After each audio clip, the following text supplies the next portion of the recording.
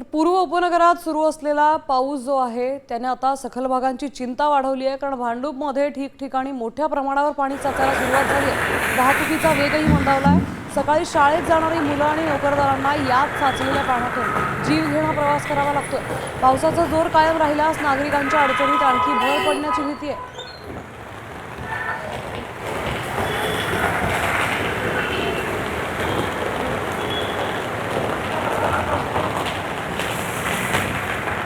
कालपासून मुंबईमध्ये जोरदार आहे ते पाऊस पडायला सुरुवात झालेली आहे। त्याच्या मोठ्या प्रमाणात गारवा आहे तो निर्माण झालेला आहे। कुठेतरी उकाड्याने हैराण झालेले मुंबईकर हे कालपासून थंडावलेले पाहायला मिळाले। मी सध्या आहे भांडूपच्या LBSला जोडणाऱ्या या मार्गावर, जंगलमंगल या मार्गावर पाहायला गेलं तर काल रात्रीपासूनच मुंबईमध्ये जोरदार आहे तर पावसाने बॅटिंग केल्यानंतर काही जे सखल भाग आहेत तिथे पाणी साचायला सुरुवात झालेली आहे।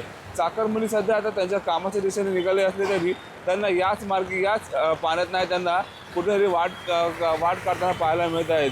शाळकरी मुलं असतील, शाळेत जाणारी मुलं असतील किंवा त्यांचे पालक असतील त्यांना देखील याच मार्गिकेकडनं याच पाण्यातनं त्यांना वाट काढायला लागत आहे। एका ठिकाणी पाहायला गेलं तर मुंबईमध्ये पाऊस आहे तो काल सकाळपासूनच जरी ढगाळ वातावरण असलं तरी काल संध्याकाळपासून आहे तो मुंबईमध्ये पावसाला सुरुवात झाली।